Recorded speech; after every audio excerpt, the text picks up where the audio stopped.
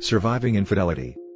I, 43 male, need to send a letter of thanks to Dyson. I discovered my wife, 49, of 17 years, 18-month affair when I updated our fan filter on the app it uses. Like the title says. History: married 17 years with no children of our own. She's been divorced once and had 2 daughters that I helped to raise, now 28 and 23, prior to our marriage. We've really only had minor bumps and issues, in my opinion. We've had an open-door type of communication with each other. Whether it be work issues and venting, or actual issues, or just how we are feeling. Often, we will just talk on the couch about life and philosophy in general. I've felt that we had a great connection and a pretty heavy, fulfilling bedroom life. We are both in good shape and maintain a healthy lifestyle. I work in the medical field and due to things being what they are, have been putting in a decent amount of overtime over the past 5 months. She works in a legal consultancy and has been working from home for the past 5 months. Which has made things a bit distant, but on our days off, we are tight. Changed the filter on the Dyson fan in our bedroom last night. Asked wife if I could use her phone to update the app, in order to reset the change filter alert. Mine was on the charger next to the front door. I noticed she had put on a pattern unlock, and kind of wanted to ask her what that was about. As I was finding the app on her phone, a notification for Snapchat popped up. My stomach dropped immediately as I read the small tag. "I'll bring the special toy," it said. My brain understood the words, but my mind just stopped functioning. She asked what was the matter, after I guess several minutes of me just sitting and staring at the bedroom fan. My wife has an obligatory quarterly out-of-town meeting, that puts her 2 states away for 5 days every business quarter. I knew it was about this coming trip Monday. I've perused Reddit for years anonymously. I've read hundreds of stories that began like this, and never once have I thought about it being me that would sit on my bedroom floor and be in such a cold, dumbfounded state. I recovered and said, "Oh, just getting info about the IP and router." That's how the fan communicates through the app. I have a Chromebook that she logged into Facebook yesterday. I took a week vacation short notice. My supervisor is a cool chick, and once I laid it out what I may have discovered and have to do, I'm going to need time off. I've been up all night reading her chats. She left to go to the office just now and I made sure the Google location history was on, and Find My Phone was active. I'm so suspicious of everything she does now I can't look at myself in the mirror. She doesn't know I saw the message notification. I logged onto the messaging system that Verizon uses and have signed in under her number and name. There are at least 15,000 that date back to February of last year. Messages, memes, flirty pics and some adult-rated ones too. She stopped texting him this way about 3 months ago. Didn't stop texting him, but stopped using the message app through Verizon. I'm guessing they switched to Snapchat because it's discreet. I'm not on any social media in any way, shape or form. I am clueless. I just figured out that you can't log into Snapchat through Facebook, but it just takes an email and password. And she has used this Chromebook to do that. Hell, she used it just 3 nights ago lying in bed next to me rubbing my back while I went to sleep. She messaged him and texted him lying next to me. It's a younger man from work. He is married and has 3 young children. He and his wife have Facebook. I've met him twice. Shook his freaking hand. I'm at a complete loss again and have paced/wondered my house, that I custom built for her, for hours. I almost can't feel anything. What little that I am processing, is just white hot rage. I logged on Snapchat and there it all was. I have called my best friend who has been divorced 3 times, don't get me started on his partner picker, he recommended a vicious lawyer. I plan on recording/saving everything. There's pics of them screwing. I'm sure her phone or his, has video. I desperately want this to be a bad dream. She's said terrible things about me. She's told him my insecurities. She's told him, "I love you." They have made no long-term plans, so this feels like a purely physical relationship. It almost makes it better, but also makes it so much worse. Like she's literally throwing away our life for this. She knows cheating is an absolute deal breaker for me. Our usual routine on the day she leaves for her meetings is, I take her to the airport and drop her off with a long goodbye. I can't even think about what I have to do now. My friend says print out the entire thing and see if I can recover things from Snapchat. From what I understand I can't, unless I have her phone. My plan is to see the lawyer today. I'm paying a ridiculous amount to jump in her appointment line. Get the ball rolling, and hopefully have a plan of action from her. I really want to book a flight and follow my wife to the hotel she's staying at and catch her in the act. I have access to her hotel booking options and have put myself as a contact person, so I can get a room key without alerting her. I think I'm just going to log on to the messaging apps when I get into town and watch it happen in real time. If I could get the papers ready in time, I'd hand them to her. Instead I'm just going to hand her the printouts. It's a 600-page PDF. His wife accepted my friend request. I am debating sending everything now. I am seething. I just don't want to lose any advantage. I'm going to fly there Monday afternoon, log in and see what they've talked about, get a room key to my wife's room and drop off the package in her room with my wedding ring. I'm going to sit in the bar and watch my phone blow up. I'm going to call the affair partner and tell him to meet me in the lobby/bar, and to bring my wife down. Then tell him that a similar package has been sent certified mail to his home address to his wife. As well as a Facebook message that I plan on hitting send on as I tell him. It feels petty and weak, I want to rage and scream, but I'm helpless. This morning all I could do was give her a peck on the cheek goodbye. I really can't stand to look her in the eye. I somehow have to get through the weekend. I guess I'm asking, is my spiteful, hate-fueled plan worth it?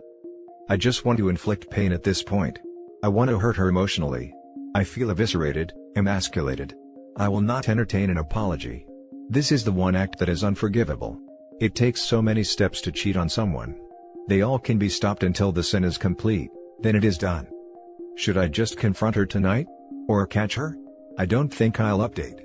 I'm truly thinking about never using social media again.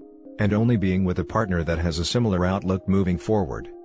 Added to add, I found a special toy. Keep in mind we have a chest full of adult fun devices.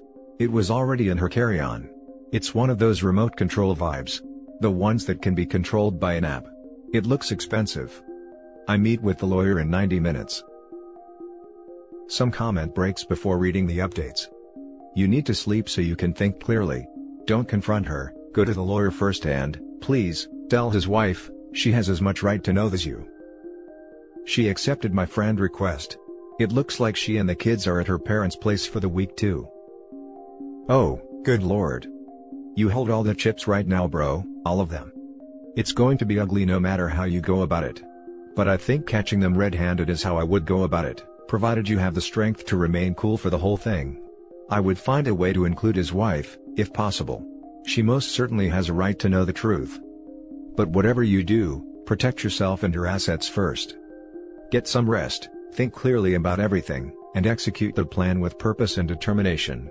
You'll fall apart later, but keep your demeanor during your operation. You also might want to think about simply delivering a copy of your evidence to the hotel with a note that says I know. Do not come home and block her number so you aren't tempted to talk to her when she inevitably blows up your phone. Additionally, you might want to think about exposing these two at their workplace. Employers don't usually turn a blind eye to this stuff anymore, especially when the fallout of their affair is surely going to affect their work production.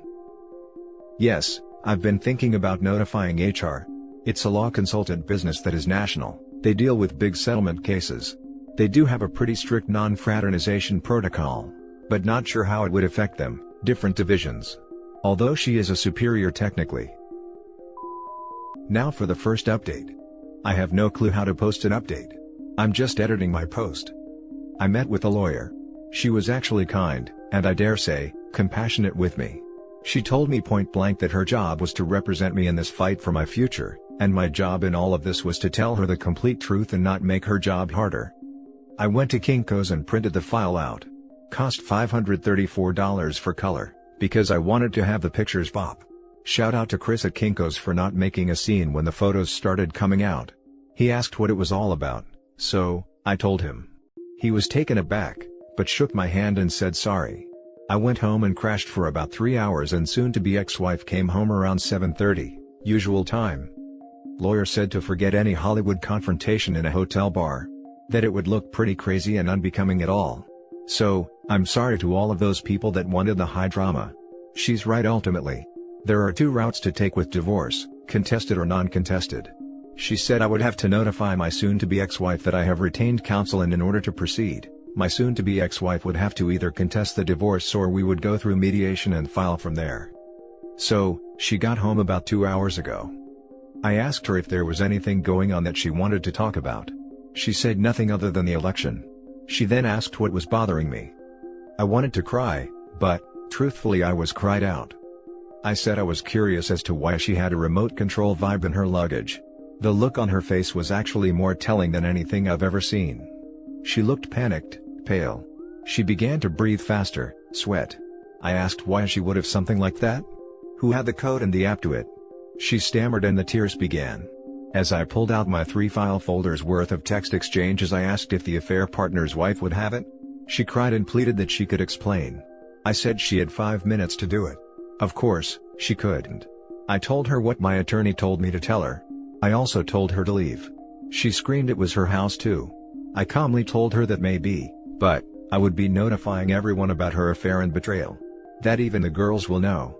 Or, she can leave now and find living arrangements for the time being. Hell, she'll be at her work conference for a week. She was speechless. I calmly pulled up Facebook and showed her the affair partner's wife. I said, "Do you want me to tell her or are you going to do it right now?" Tears and moaning and pleading with, "I love you, and it wasn't supposed to go this far." Then my favorite, "You can't do this." I said, "Well, it looks like I'm doing it," as I sent the affair partner's wife a message with the file of their escapades on it. I prefaced it with apologies and a brief explanation. I haven't heard back from her. I leafed through the stacks of paper and started reading random excerpts out loud to my soon-to-be ex-wife.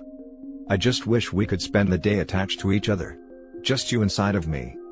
You feel so much more intense than any other woman I've ever been with." She is still sobbing and asking to talk about us. She says our marriage can withstand her mistake. I told her I would never forgive her, her word is crap, and that she threw away the last 17 years.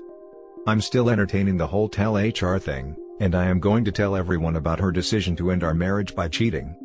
Thank you to everyone who responded. I feel bad I couldn't respond to all the PMs and responses. I have a therapy appointment scheduled Tuesday. I kind of feel extremely elated, I'm shaking, and incredibly low right now. I kinda want to die. The house is pretty quiet except for her crying and moaning. I told her to not come back after her trip.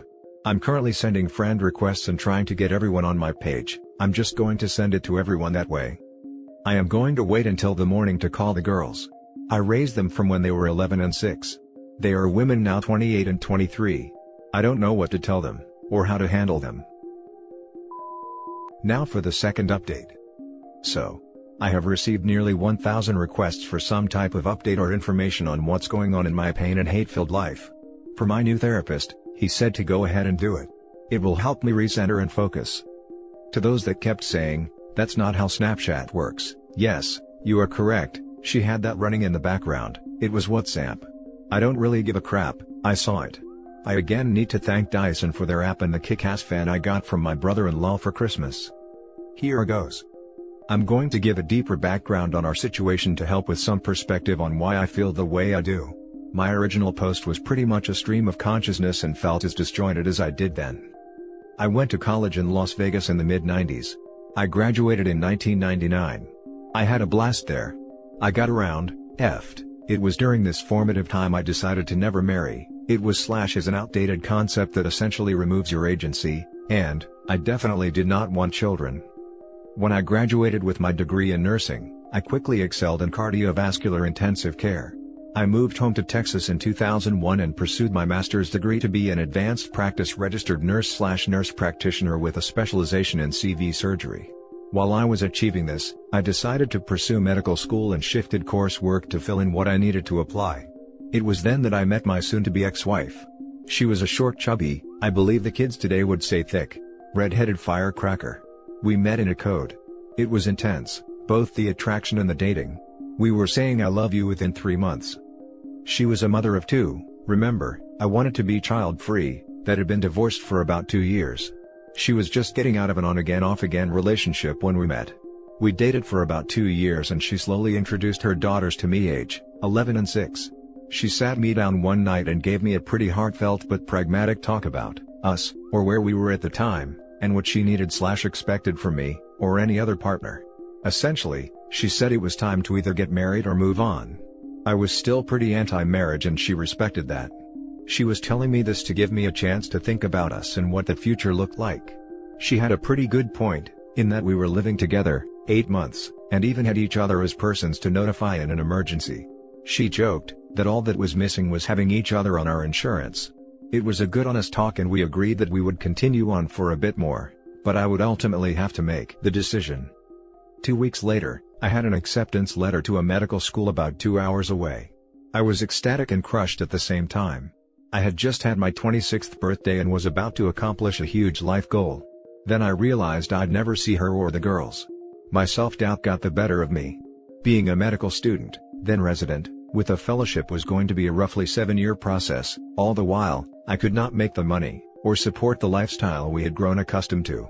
I thought about the prospect of at least 7 years of loans, debt, and work, and losing her. So, I declined and switched back to a master's in nursing administration. We got married in July of 2003. It was an intimate and personal ceremony with just immediate family and friends. While my parents adore the girls, rightly so, they have always been standoffish with soon-to-be ex-wife. On Monday, when I told my parents what was happening, and that there was a real possibility the girls could stop being as prevalent in their life as they have been, they told me that they felt that soon-to-be ex-wife was damaged goods, being married prior to and forcing me to compromise. That really hit home, and to a certain extent they were/are correct. After I graduated, I didn't want to be a manager or director. I'm a hands-on guy that likes taking care of patients. The hospital I was at offered a certification in ECMO and a perfusionist credential. It was a highly competitive application, but I got in. For the past 11 years, I have been doing ECMO and all things related. I have had a blast, and it has been challenging as well as heartbreaking at times. My soon-to-be ex-wife decided about 5 years ago that being a registered nurse on the floor had run its course, and she wanted a more 9-to-5 job that did not involve patients or drama. She got on through a friend at a multi-state legal consultancy that specializes in medical legal suites.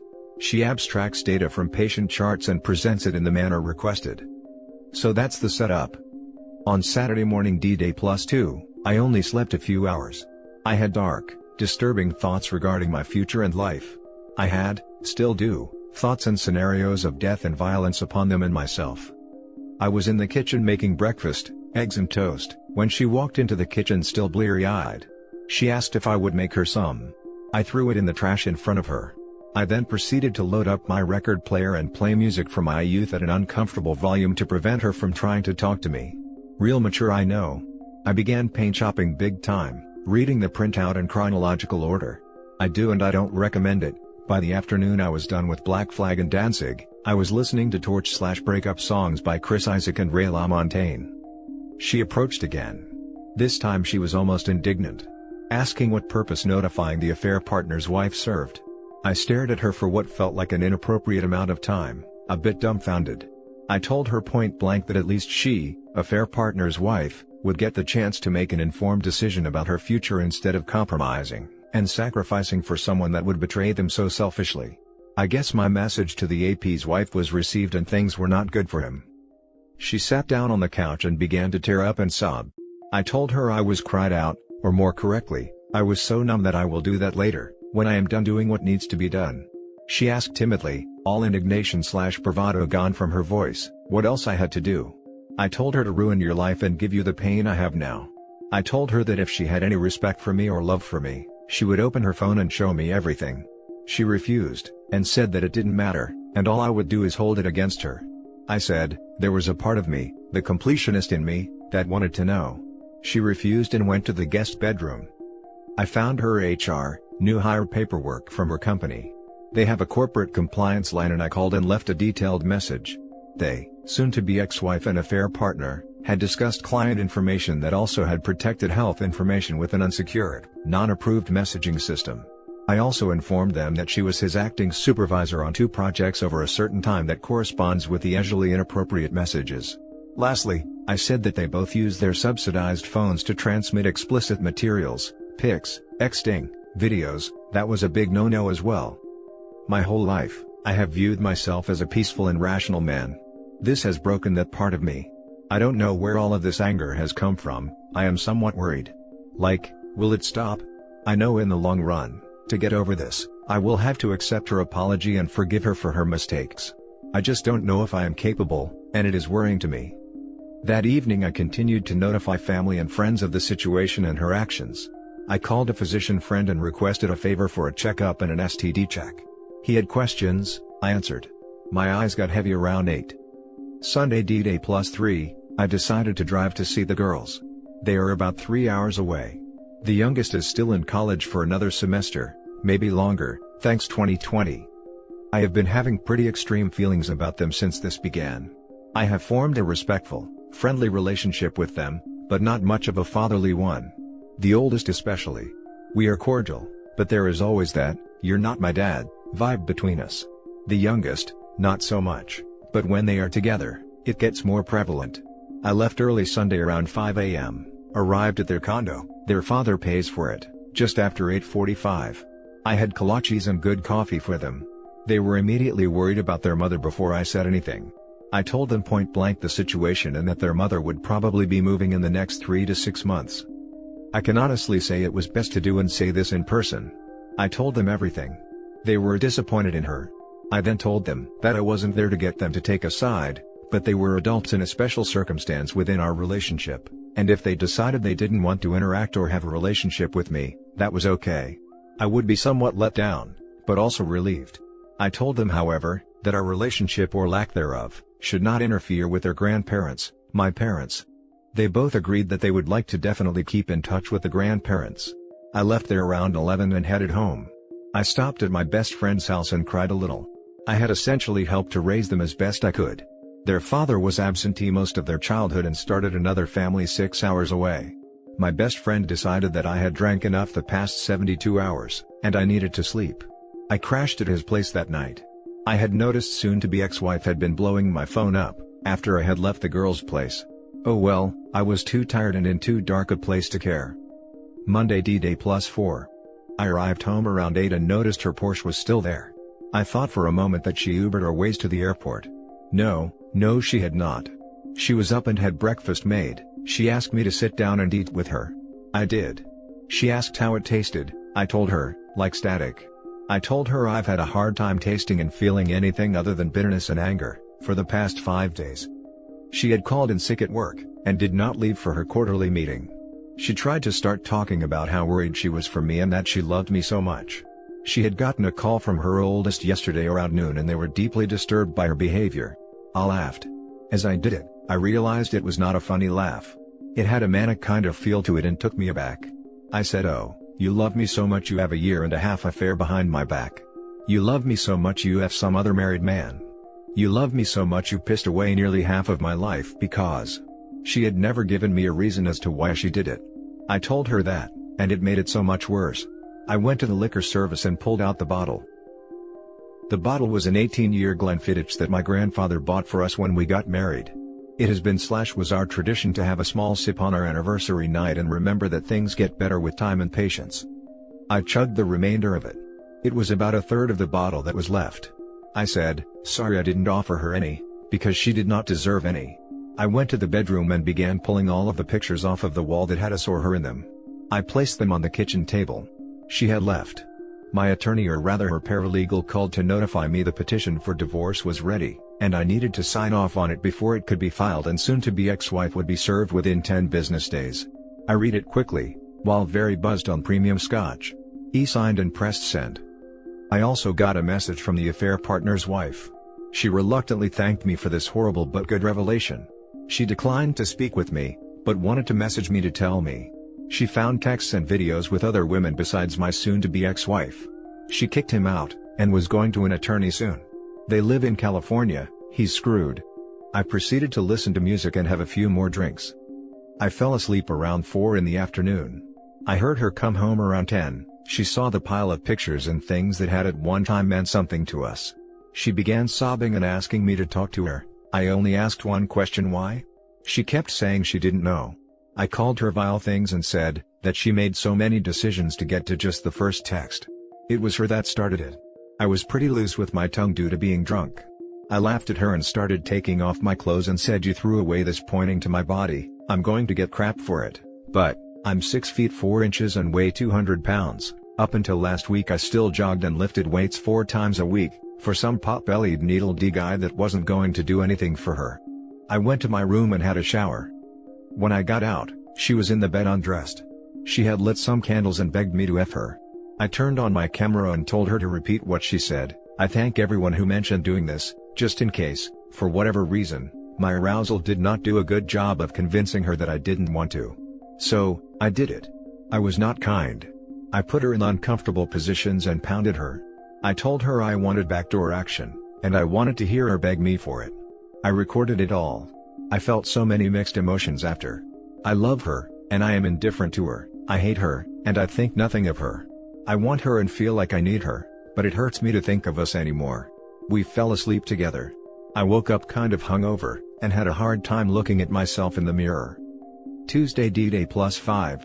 Therapy was a 2.5-hour session. Unbeknownst to me, she followed me there and wanted to know what I was doing. I told her I was getting some therapy for the emotional trauma I had, after realizing I had thrown away most of my life on someone who couldn't even give me a reason as to why she would cheat on me. I was a little loud and teary-eyed. My soon-to-be new therapist saw most of the exchange. I called her horrible names and told her I wished her dead. Needless to say, my session was intense. He prescribed some sedatives for me and I had another shorter appointment scheduled on Thursday. We discussed my anger and betrayal, my emasculation, my fear of the future. I explained I am terrified of the unknown. Last week I felt like a complete man.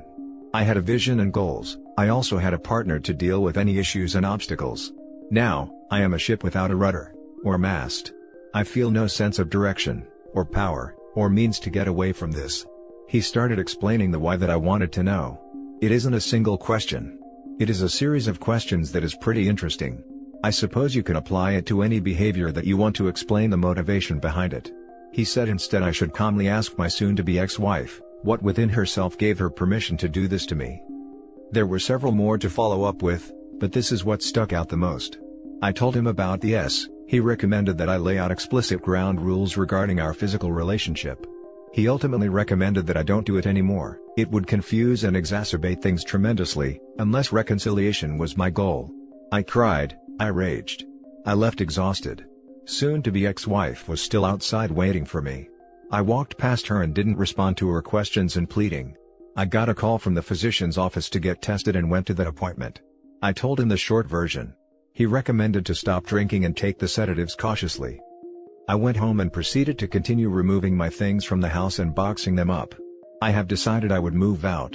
I called work and requested a face-to-face meeting. The thought of working, or concentrating on legitimate life and death issues is not possible in my current state of mind. I drove to the administrative building at the hospital, met with the team and formally gave my 6 weeks resignation. I have such a niche, specialized job that 6 weeks is kind of a minimum courtesy. I put it succinctly that my soon-to-be ex-wife's actions had caused a stressful home life, and I would be a detriment to patients, the team, and myself, if I continued to remain in this area. I have decided to move away. Far away. I got home after picking up some groceries. It has been about a week since I have had more than a mouthful of food and have existed on liquor and not much else.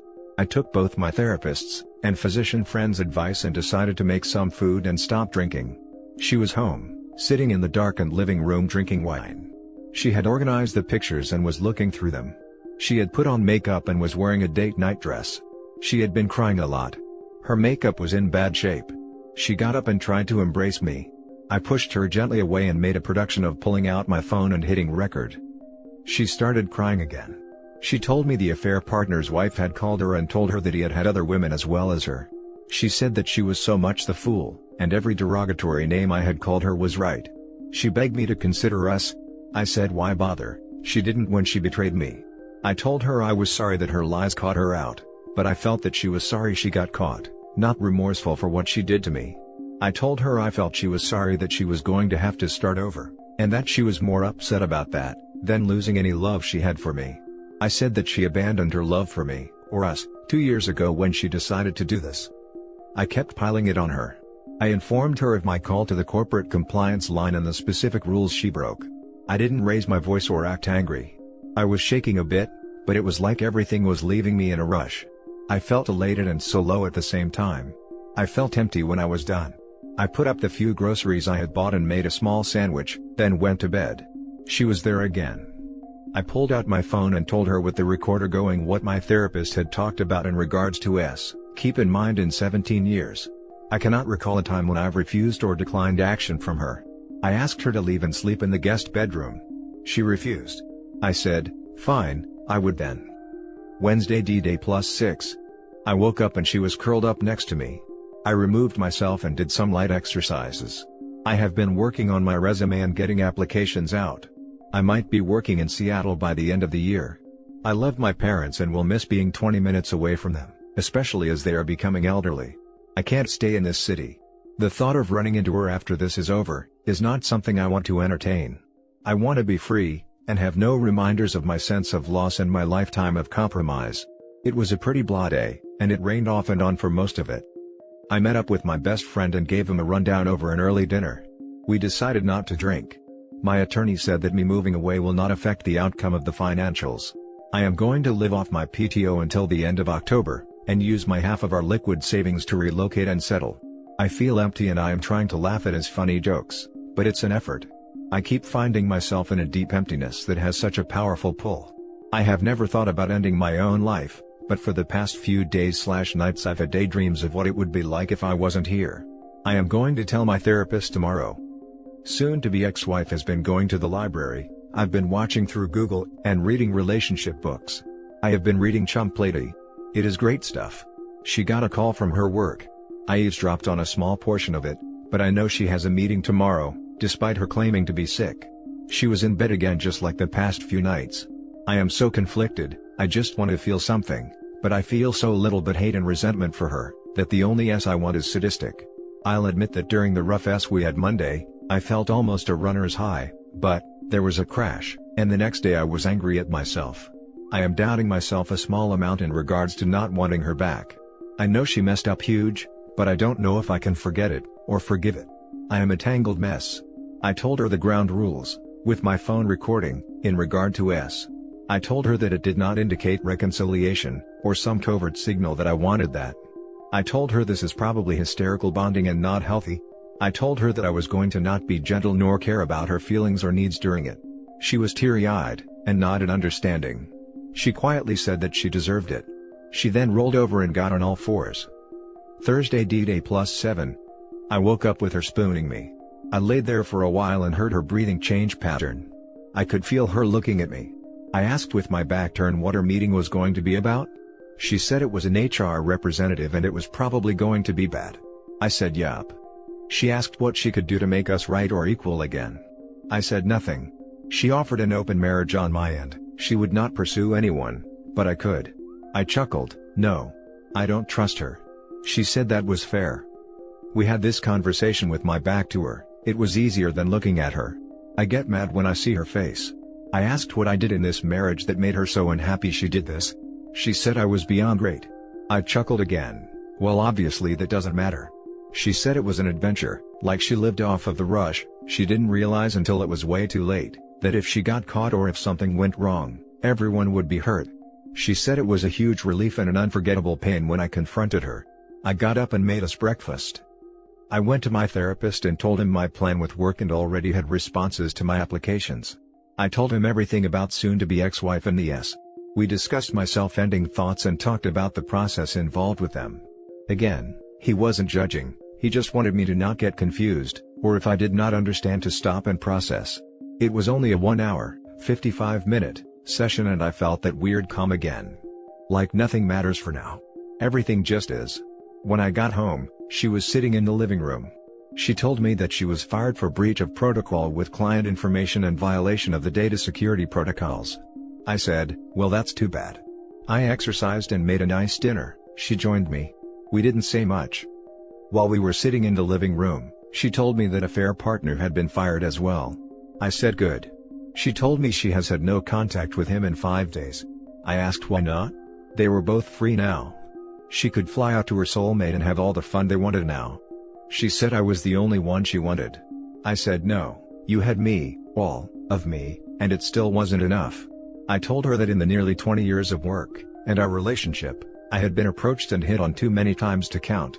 I managed to not fall in love or bet anyone else. Now, I am so bitter and angry because of the compromises I made. She asked what compromises. I told her. My wanting to go to medical school, but decided to get married and be stable, my not wanting children, but, because they were a part of her, I accepted them and compromised. I said I made those compromises for our love. But obviously, I had misplaced my trust and love in her. I told her that if I could go back in time, I would tell 26-year-old me to pass her up. She asked again what she could do to bring us back together. I told her that I will not ever compromise for her again, and that means we really can't have a healthy relationship. I told her I would never love her again, and that at best, I would treat her like a toy. Otherwise, she wouldn't factor into my plans or thoughts. I told her, it was just a week ago, she was the first person I thought of when I woke up, and the last person I thought about when I went to sleep. Now it hurts too much to think about her. I am going to walk away from this. I feel like it is starting to constantly remind me of things. I cannot thank those kind people I could chat with and who shared their pain and stories that have helped me. This has been on a whole, a good thing for me to do, but I keep replaying things and feelings I'd rather just walk away from. I remain confused about what I want. I don't know if I will ever be 100% about anything with her ever again. I have bi-weekly appointments for the next 4 weeks with my therapist. Now for some comments before we read the final update. Crap, I've had these thoughts. I didn't carry them out like you, but it feels like what I want to do. Literally everything, I compromised for her. My therapist said that I'm not codependent. These were fork in the road of life choices. It would be different if I couldn't separate myself from her and made those decisions based on her happiness. However, if I could have had all the information, I'd have made some different ones. She was effing some guy off and on while we were dating, that would have stopped it for me then and there. That was a very long read. I feel horrible for you and completely understand your pain. I am going to say something though, because you made a comment about her being damaged goods, and that she forced you to compromise is a pretty unfair statement. Going through a divorce doesn't make you damaged goods. Would you consider yourself damaged goods now? Bent but not broken is what I think. Also, it's really not healthy to look at the situation as her forcing you to do something. You're a grown man and made those choices for yourself. I hope you can come to peace with all this and continue to thrive and grow. Would you consider yourself damaged goods now? Absolutely. The baggage I now have from this is going to ruin a lot of possible relationships. She forced you to compromise. Maybe I said that out of anger. Forced is a strong term. More like gave no real options. Our finances, debt all have been driven by her desire to project the power couple image. You're a grown man and made those choices for yourself. Well, yes and no. I don't think 26-year-old me was equipped to handle all of the ramifications of a divorce with 2 children. But, like most of the challenges in my life, I gave them my all. 100% devotion. My expectation was this person whom I was giving my all to do the same. I am growing. I had my perception of my marriage completely obliterated along with the world one tends to build around that. My initial anger and rage were pretty intense with little to no thought of the outcomes. I wanted vengeance and I achieved it swiftly. My growth has come from the peace I've felt that I left nothing behind in dealing with her betrayal, and the fallout has essentially been hers to deal with. She broke everything, I just shattered the rest to start over. I've learned to channel that anger and sense of powerlessness into action and growth. Now for the final update. Sorry good people. My inner Hemingway is not back. I'm afraid this isn't going to be nearly as tawdry or visceral as my beginning of this beautiful disaster. Well, it's been an interesting 5 weeks. I've discovered more. I moved out about 3 days after my last update. Soon-to-be ex-wife constantly texts and leaves notes on my apartment door and car. I told my lawyer, who offered to write her a stern cease and desist letter. I'm contemplating it. My therapist has complimented me on my progress and is confident I can manage the anger, despair, and depression I initially felt. I agree. My soon-to-be ex-wife and I had one last time the night before I moved out. I told her again, in no uncertain terms, it meant nothing and would not make me change my mind about reconciliation. She says she understood, but with the constant attempts to communicate, I'm not convinced. She was served notice of the filing for divorce petition the first week of October. The love bombing and attempted hoovering has been borderline psychotic. The earliest hearing is maybe January. If she stays true to her word, it will be quick. If she wants to fight, fine. She got another job about a week after she was fired. It goes to show you it's who you know. Anyway, I'm good. I've acknowledged her shortcomings as a person and as a spouse. I told her I'd never forgive her. I merely accept it happened and live my life from there. I had 2 unexpected surprises over the last 3 weeks. My stepdaughters came to visit me. I told them point blank, that if their mother put them up, that they didn't need to do it. My oldest insisted. It turns out they had had a lengthy discussion with their mother regarding this sordid affair and our relationship came up for discussion. My oldest stepdaughter had always carried a huge chip on her shoulder when it came to me. Well, she apologized for that. It turns out that her assumptions about me were incorrect. When I was introduced to them, my soon-to-be ex-wife and I had been dating for about 4 months. There was definitely overlap with the on and off guy, and before we dated, my soon-to-be ex-wife had been in an on and off relationship with a man my stepdaughters hadn't met. My soon-to-be ex-wife's first husband had cheated on her, and she tried to reconcile. They did for about a year, then she decided to have a revenge affair. Q on again off again guy. Well, my stepdaughters thought I was that guy. Their father spent most of their lives crap-talking their mother for cheating, but also never disclosed that he had cheated as well to them. So long story short, my oldest stepdaughter apologized and asked for forgiveness due to all the issues she caused. That was a messed up weekend. Again, showing the effects of infidelity and dishonesty. I wish to address the accusatory statements about the my soon-to-be ex-wife has requested while I was making preparations to leave. My soon-to-be ex-wife has always been into BDSM. I was not all that into it. The whole point of it was that I did not provide aftercare for her. Hell, I took classes and attended workshops on being a dom. I did it to make her happy. I am done making her happy. She lost that privilege. She lost my respect as well, something that is pretty much the death of a marriage. Surprise 2 was a longtime co-worker. She works in another department. I've decided to stay as a PRN worker, as needed / part-time. Well, needless to say, it's been interesting. She found out about my pending divorce and all the gossip in the hospital. I've taken to wearing my wedding ring on a chain now. I told her, after she insisted she'd take me out for a drink, that one way or another, I wouldn't be around for a lot longer and had zero interest in any type of relationship. She just smiled and squeezed my hand, then told me that she had no intention to be with me forever, she just wanted to bang my brains out and try me on. She's been spending the night a couple times a week and it is something I've enjoyed. She even helped me pack my carry-on, and dropped me off / picked me up at the airport for my interview in Seattle. I crushed that interview. I got a call from a travel agency that also had numerous opportunities for me. I kind of liked the option of the travel gig and just crashing at my parents' between contracts. I'm not certain of what I want to do. It's oddly terrifying to not be responsible for another person and be this liberated basically instantly. My lawyer said that there is no alimony nor spousal support. She also said that it's a no-fault state, so infidelity doesn't affect the actual divorce. However, infidelity with proof does affect the division of assets. She said it might even swing up to 70-30 my favor. The sale of the house is inevitable. I asked a realtor to run comps, and it will be a substantial amount.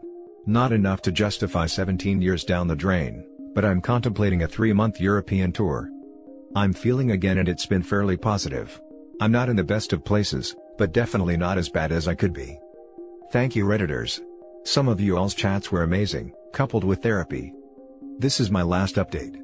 I'm going back to lurking anonymously. I hope I never have to post again. Now for some closing comments. I read your story again. I remembered it. I think worse than the cheating was the fact that she was mocking you and your insecurities to the affair partner. I never read anything about you confronting her with it. I think it is just pure evil and disgusting to do that, and then tell you how much she loved you. Also, the fact that she actually really apologized when she found out that she was one of the many women the affair partner was seeing. That is when it rang to her that he was just using her for fun and that he would never be exclusive with her. So then she wanted you back like crazy. Such a disgusting woman. I am glad you managed to rid yourself of her. I wish you all the best in the future and hope to never see you back posting here. She really got off on the double life and secrecy. It was like she was pulling something over on me and it was a rush for her. I feel that she is remorseful, as one can be, but nothing will undo this and I won't forgive it ever. Maybe on her deathbed, but that is only a maybe. She has ruined a lot of things for herself. Some longtime dear friends have essentially disowned her. My closest friend at work, his son had his bar mitzvah, and she was politely uninvited. There were other events this month that really showed the loss she's going through. It's on her though. Infidelity is a choice and she made that choice. I counted 6 5-day work trips. So, 30 days. Not to mention the texting and video chat /s. That's a lot of choosing. You're doing great, King. Well, I appreciate that. I don't exactly feel great, just like Chump Lady says, May. Hey, man, thanks for posting the update. I have followed the entire saga and I've been rooting for you. You deserve a happy ending, and I'm glad it's finally making an appearance. Please at least do one more after you've settled somewhere. I'm really glad your daughters visited. You've been more than fair, and I'm shocked they hadn't put two and two together prior to this. At least you've cleared the air, and that's not just one more set of grudges out there. Best of luck to you, and I wish you strength of resolve. I won't bother with something corny like, "You got this," because you clearly do. I feel relieved. I have no delusion we will have much of a relationship moving forward. It just feels good to know that I'm no longer the bad guy, or the one who she blames for their parents' marriage failing. I'd like to be in their lives. I was their Mary Poppins, but it's also awkward with my soon-to-be ex-wife possibly using them to breadcrumb or spy on me. Why bother wearing your ring on a chain? Just curious as to why you feel the need to keep it on your person at all? It reminds me that I have loved deeply enough to pledge my life to someone, but to remember what it cost me. When the divorce is done, cast it into the fires of Mount Doom. You don't need a physical reminder. It does feel so cold it burns sometimes. And that's it for this video, guys. If you have thoughts to share, leave a comment below. Don't forget to hit like and subscribe if you like this content. Turn the notification on to get updated on my latest posts. I'll catch you in the next one. Good day, everyone.